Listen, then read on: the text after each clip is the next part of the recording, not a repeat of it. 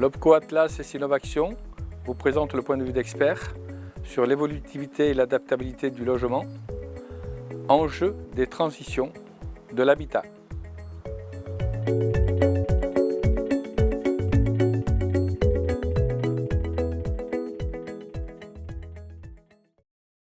Jean-François Hull, économiste et OPC. Aujourd'hui, vous acceptez de répondre donc, à nos questions autour de notre réflexion sur l'adaptabilité. Donc une question assez générale. Si je vous dis adaptabilité, c'est quoi? Et est-ce que vous faites une différence entre le logement et l'habitat? Alors pour moi, l'adaptabilité, ça devrait être la capacité d'un objet, le logement peut être considéré comme un objet, à s'adapter en fonction de l'évolution de l'environnement ou de l'usage qu'on en fait. Le logement, et la différence entre le logement et l'habitat, le logement c'est davantage une partie de l'habitat dans laquelle je vis. L'habitat, j'y vois une conception beaucoup plus générale qui est l'intégration du logement, ou en tout cas de là où je vis, dans un environnement, qu'il soit urbain, naturel. Voilà, donc voilà, une différence d'échelle entre la notion de logement et la notion d'habitat. Vous, en tant qu'économiste et on va dire organisateur et pilotage de chantier, on vous regarde certainement beaucoup pour essayer de faire des économies. Comment vous mettez, on va dire un peu cette injonction paradoxale entre faire des choses qui peuvent évoluer et puis essayer de maîtriser des coûts? Alors la problématique effectivement de l'économiste, c'est que le client final, qui est souvent un promoteur quand il s'agit de logement, a besoin, lui, le premier d'ailleurs avant nous, de remplir une équation qui n'est pas simple entre un prix de vente ou un prix de location, un coût de location d'un logement et son coût de construction. Après, les marges de manœuvre, elles sont effectivement sur la densification du logement, mais c'est effectivement antinomique avec notamment la notion de personnes à mobilité réduite qui nécessitent des espaces secondaires, en tout cas dans le logement, plus importants. Donc on peut difficilement jouer sur les surfaces, puisque d'une part c'est l'architecte qui les définit, d'autre part c'est relativement réglementé et figé. Donc notre travail sera sans doute plus sur des choix de matériaux ou des optimisations de cet ordre-là, plus que des remises en cause des espaces ou des volumes. Et aujourd'hui, dans vos relations justement avec les équipementiers, les fournisseurs, sur ces enjeux, je dirais, de modularité, d'évolutivité, vous arrivez à avancer? Il y a des pistes? Alors hélas, moi je fais partie de ceux qui regrettent qu'on n'est pas dans une logique d'adaptabilité, on est plus dans une logique de qui peut le plus, peut le moins, donc on crée des choses au cas où. On n'a pas encore trouvé la façon de pousser les murs, à quelques exemples près. On peut demander une baignoire ou une douche et faire en sorte qu'on puisse passer de l'un vers l'autre. Mais voilà, en règle générale, on est quand même sur des choses relativement figées qui peuvent parfois effectivement être perçues par les acquéreurs les premiers comme de grandes surfaces dans des WC, alors qu'on ne vit pas dans les WC, on vit dans le salon, on vit dans la chambre, on vit ailleurs. Non, on n'est pas encore aujourd'hui sur quelque chose qui réponde à mon sens de l'adaptabilité, c'est-à-dire cette capacité à faire grandir ou diminuer les volumes en fonction des besoins. Et les équipementiers, les fournisseurs de matériaux, est-ce qu'ils sont pourvoyeurs d'idées? Est-ce qu'ils aident ou pas? Je ne le perçois pas en tout cas, sans doute qu'ils ont beaucoup d'idées, mais voilà, on ne nous a pas encore souvent présenté des cloisons amovibles par exemple pour faire des WC PMR ou des choses comme ça, ou des salles de bain PMR.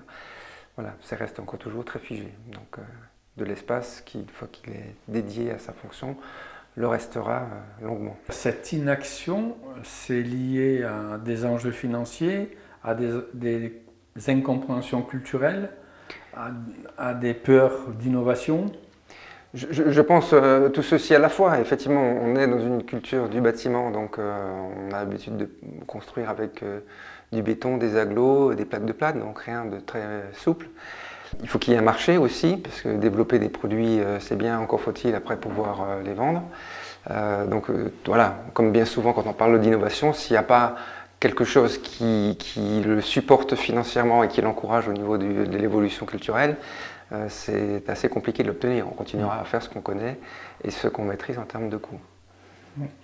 Entre donc l'architecte et puis tous les bureaux techniques qui sont autour, comment vous vivez dans la conduite des projets cet intérêt qui pourrait être intérêt partagé pour oser ou finalement tout le monde s'en moque un peu? Alors j'ai envie de dire que nous, dans notre activité, c'est relativement difficile d'être innovant puisque notre mission, en tout cas le sens de notre intervention au sein d'une équipe de maîtrise d'œuvre, est d'arriver à maîtriser un coût. Qui dit innovation, c'est prendre un risque, un aléa sur un budget. On peut imaginer beaucoup de choses, encore faut-il ensuite trouver au moment de l'appel d'offres et de la consultation le prix qui était le prix attendu. Donc, on peut effectivement être un des acteurs, mais je pense que c'est davantage le maître d'ouvrage qui va payer, qui peut nous encourager à aller dans ce sens-là. Voilà. Après, nous, dans notre état d'esprit, on est très ouvert à tout ce qui est innovation. On est actuellement sur un projet dans ce sens-là, sur des bâtiments qui doivent pouvoir être construits rapidement, voilà, peut-être modulable, j'espère, en tout cas adaptable. Et il y a un maître d'ouvrage qui est très intéressé et motivé par cette approche-là de la construction. S'il ne l'est pas, parce qu'il voit les choses de façon plus classique, ça sera très compliqué de nous, en tant qu'économistes, puisque ce n'est pas notre rôle en fait. Mais après, dans votre mission au PC, sur le terrain, vous vous rendez compte que c'est peut-être dommage, on est passé à côté de quelque chose qu'on aurait pu faire différemment. Est-ce que du coup, on va dire ces activités, quand elles se croisent et qu'elles se rencontrent, ça donne des opportunités et vous faites remonter à... Tout à fait. Donc il y a effectivement une boucle tout à fait positive entre l'activité chantier et l'activité économie, dans la mesure où le retour d'expérience qu'on fait dans la mise en œuvre de ce qui a été conçu nous permet de sensibiliser et d'apporter aussi des solutions ou des idées nouvelles qu'on peut avoir vues sur certains projets. En disant tel problème, finalement l'entreprise a proposé de régler de telle façon. Donc effectivement, il y a une boucle de rétroaction positive entre nos activités. C'est sans doute pour ça d'ailleurs qu'on les a développées les unes avec les autres. Et ça porte sur quoi? Les observations de chantier qui font remonter un retour d'expérience des choses pertinentes? Ça peut être des positionnements de gaines, par exemple, par rapport à des encombrements de sanitaires. Ça peut aussi être, parce que c'est ça qui nous enrichit beaucoup, c'est la variation de l'interprétation de la réglementation que peuvent faire des contrôleurs techniques, puisqu'on se rend compte que d'un projet à l'autre, voilà, ils n'ont pas tous la même lecture de la réglementation. Donc, ce n'est pas forcément toujours des solutions techniques avec des matériaux particuliers, mais c'est aussi être capable de dire, tiens, dans telle opération, finalement, on a réglé un problème de dimension ou un problème d'espace de telle façon parce que le contrôleur technique, qui est un des acteurs aussi importants. Du coup, le contrôleur technique, ça peut être un frein à l'innovation? Oui, puisque ça peut, mais ça peut aussi être l'inverse. C'est une question ensuite de personnes. Il y a ceux qui vont être à lire la lettre et puis il y a ceux qui vont être attachés à l'esprit de la lettre et qui vont à ce moment-là avoir se sentir libre en tout cas d'accepter des approches différentes. Un cas actuel par exemple, alors qui n'est pas dans le logement, mais comment décline-t-on des règles d'accessibilité PMR à la petite enfance? Est-ce qu'on a 45 cm quand le gamin il en fait 30?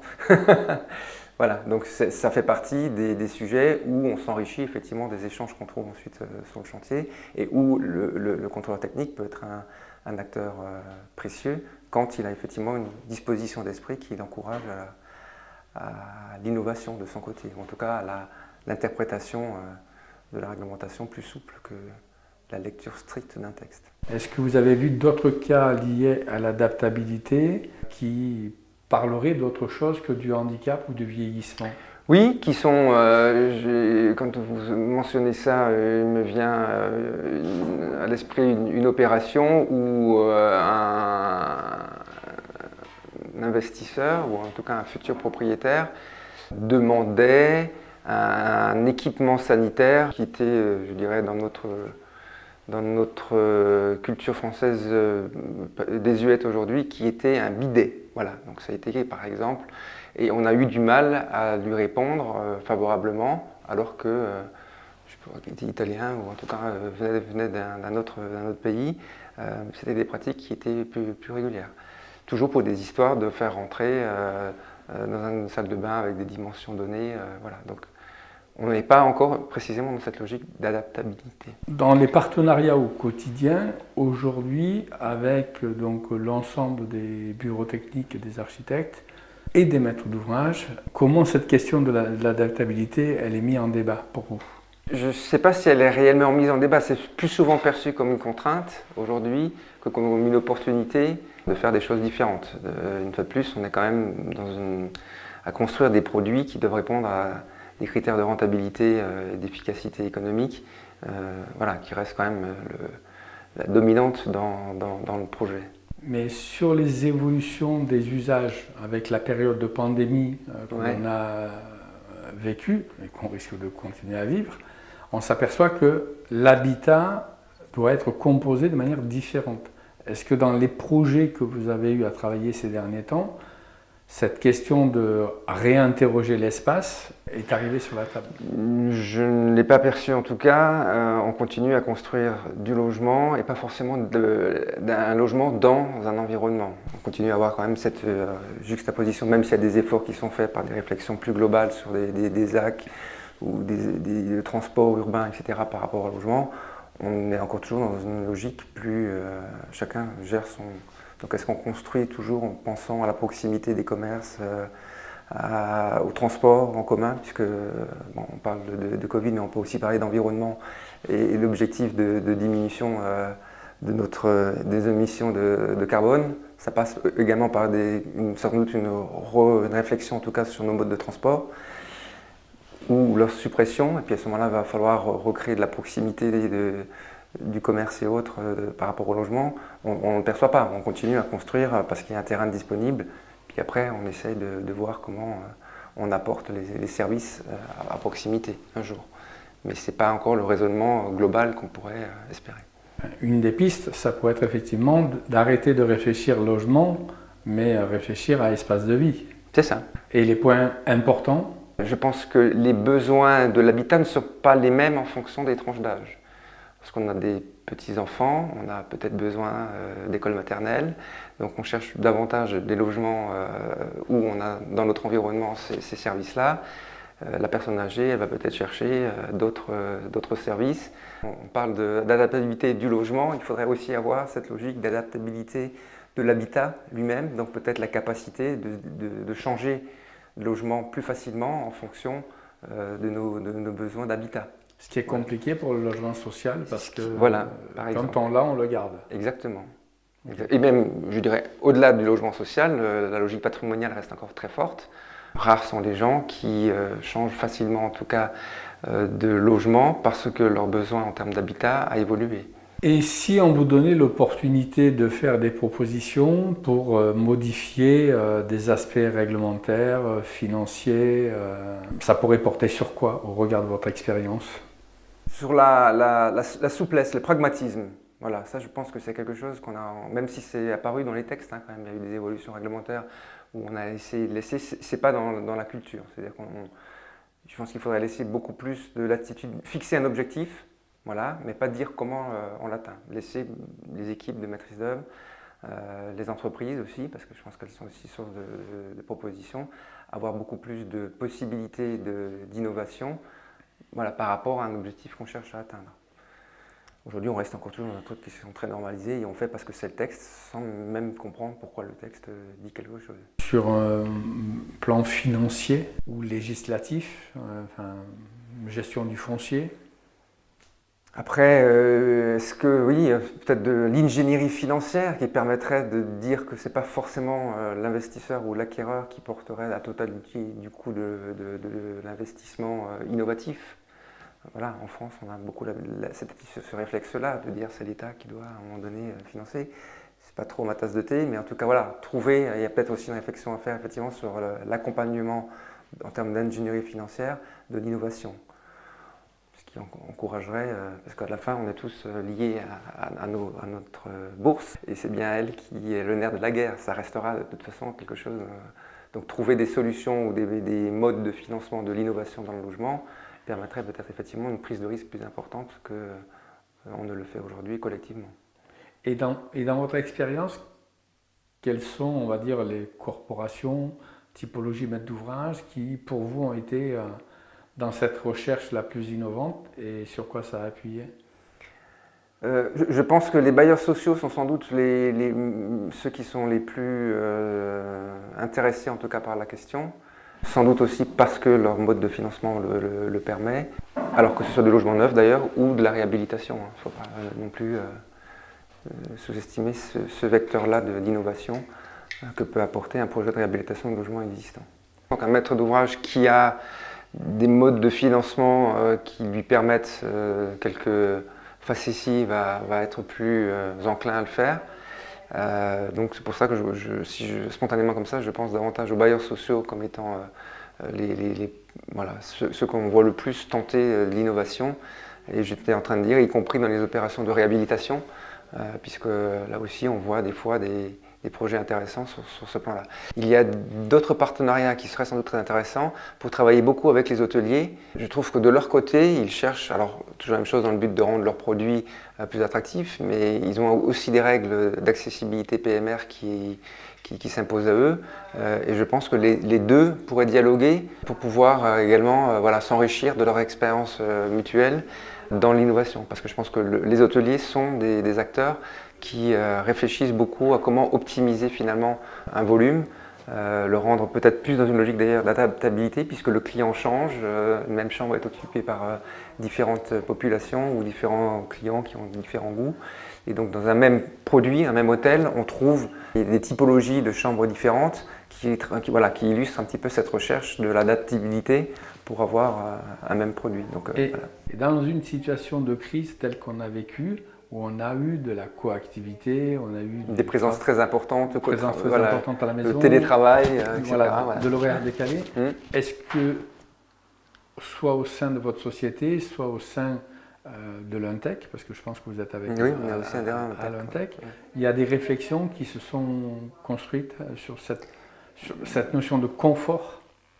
Je l'ai, une fois de plus, pas perçu. Est-ce que je suis assez impliqué dans tous les travaux qui sont menés? Peut-être pas. Voilà, mais en tout cas, c'est vrai que le regard croisé aussi que nous, on peut avoir, parce qu'on n'est pas spécialisé dans un type d'ouvrage, nous permet aussi d'alimenter la réflexion du logement quand on vient de faire ou quand on est en train de faire un projet d'hôtelier en parallèle. Parce qu'effectivement, vous venez de l'illustrer, un hôtelier vous dira « moi je vends du sommeil », donc l'acoustique est fondamentale. Et dans une maison, ça l'est aussi. Voilà, et ça devrait l'être, effectivement, sous nos collectifs, mieux pris en compte, quand bien même. Ce qui ne l'est pas. Et les autres aspects, on va dire, de l'adaptabilité, mais au sens des fonctions traditionnelles, par exemple le rapport à la lumière, qui fait qu'une personne jeune va avoir un rapport aux couleurs, à la lumière, qui sera différent d'une personne âgée. Tout à fait.